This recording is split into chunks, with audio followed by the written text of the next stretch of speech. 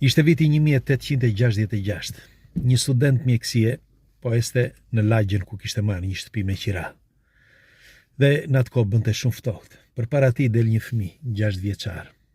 Ishte zbathur. Kishte ditë që nuk hante. Dhe i kërkoi lëmosh. Dhe studenti i dha ato çka kishte në xhep. Ditën tjetër, fëmia u kthye sërish, sepse kuptoi që ishte një nga ata të paktët që jepte diçka për të ngrënë. Dhe studenti i dha sërish diçka.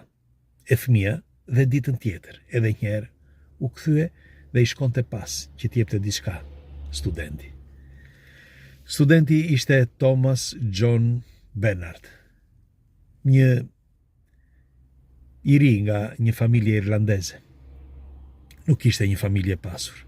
Në fakt, që i vogël, ai ishte i shënuar sepse një vllai i tij ishte vdekur kur ishte i vogël. Dhe Thomas e dinte se çfarë ishte varfëria. Dhe mundohej që ta ndihmonte fëmijën e vogël. Por pas disa javësh, atë fëmijë të vogël e gjeti aty në trotuar. Ishte vdekur. 6 vjeç. Ai moment i shënoi jetën studentit të mjekësisë. Thomas John Bernard. Të bësh ndonjëherë disa gjeste të vogla, pra gjeste bamirësie, ndryshon jo vetëm jetën tënde, por edhe jetën e kujdo përreth teje. Kur mbaroi studimet, bëri vetëm diçka, sepse nga ajo ditë që ishte student, hapi një befotrof. Dhe në atë befotrof shkruajti sipër: asnjë fëmijë nuk do të refuzohet. Dhe të gjithë fëmijët shkonin atje, pra fëmijët jetim. Dhe Bernard, Thomas Bernard, që në atë kohë e përsëris nuk ishte i pasur, mundohej që ato çka kishte, pra të gjitha të ardhurat që merrte, t'ja të ndihmonte fëmijët. Dhe u bë një nga befotrofet më të mëdha në Londër, madje edhe vite më vonë, derisa ai shpëtoi mbi 60.000 fëmijë. Po, 60.000 fëmijë.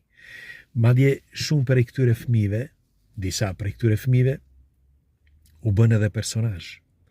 U bën edhe njëri prej tyre edhe shkencëtar. Pra mjaftoi një gjest i vogël i një njeriu. Një gjest i vogël, bamirësie. Ne shpeshherë mendojmë që të bëjmë gjëra të mëdha, të ngrëm gratacela, të hapim malet, apo ku ta di unë. Por gjëja më e rëndësishme është të ndihmosh të ardhmen, dhe ardhmja janë fëmijët. Kam vënë shpeshherë që në portale dalin dhe fillojnë dhe thonë që ky ka kaq miliona etj. Mirë po, në të vërtet, sa fëmijë ndihmojnë këta njerëz? Pra, sa ndihmojnë të tjerët? Nuk po them që t'i ndihmojnë sepse e kanë për detyrë, absolutisht jo. Për shembull, do thot në njëri nga ju, po ti pse nuk e bën ti? Kush tha që nuk e bëj? Sa herë që mundem, e bëj edhe ç'ke me të. E kam bërë dhe vazhdoj ta bëj. Unë e bëja kur isha i varfër, jo më kur fillova që të kisha një jetë qetë. Sepse ndihesh mirë ti. Pra, ndihesh mirë ti fizikisht dhe psikologjikisht. Dhe edhe para pak ditësh ndodhi, sepse në zonën ku jetoj nuk ka fëmijë jetim, por edhe para pak ditësh ku ishim së bashku me çunat që po për punë, që po shikonim zonën aty se do fillonim një punë tjetër, dhe gjetëm rastësisht këtë befotrofin. Tani janë shumë më pak, nuk ka mësi më përpara, sepse normal që ka dhe më shumë njerëz që ndihmojnë, por më bëri përshtypje diçka, mobilizimi që kanë këtu, që ndihmojnë fëmijët, ndihmojnë të vegjëlit. Bile tregohet tregonte njëri që në këtë Befotrov, një nga këta asistentët që ishte aty, sepse nuk folëm me murgeshat, po folëm me asistentët, dhe njëri nga këta tha që ka shpesh të ndodh që dërgojnë kështu si quhen çek, me një fjalë dërgojnë para por në çek, pa emër.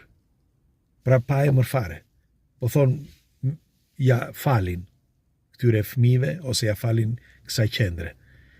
Është vërtet ndonjëherë që thua është për ta admiruar, sepse ka disa që munden dhe kanë shumë. Nuk po flas tani që dikush që nuk ka që t'jap me se s'bën dikuj tjetër, normal. Sepse kur nuk e për vete, si do t'ja japësh të tjerëve. Por unë mendoj që duke ndihmuar sa do pak, sepse nuk është se ti edhe me para, mund të ndihmosh edhe me vepra, është e thjesht. Por thash një gjest i mirë, ndihmon jo vetëm ty, ose të ndryshon jo vetëm ty, por edhe njerëzit për rreth. Do shtë edhe ata fëmijë, do shtë edhe ata njerëz, që kur të rriten, bëhen dikush. Dhe nesër do e kujtojnë, pa dyshim do ta kujtojnë.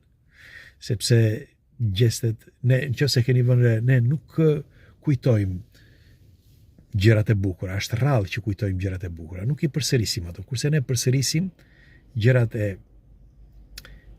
trishta, sepse gjërat e trisht janë ato që të formojnë, që lëvizin diçka në mendjen tënde. Dhe Thomas John Bernard, Befotrofi qapi ky Thomas, 60.000 fëmijë nuk është gjë e vogël. Me fjalë të shpëtosh 60.000 fëmijë. Është gjë e bukur.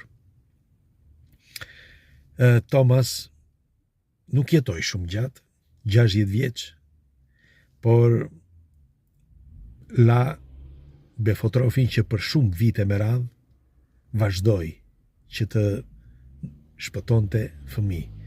Dhe e përsëris edhe një gjest i vogël mund të ndryshojë jetën ty dhe ndoshta edhe njerëzve përreth teje.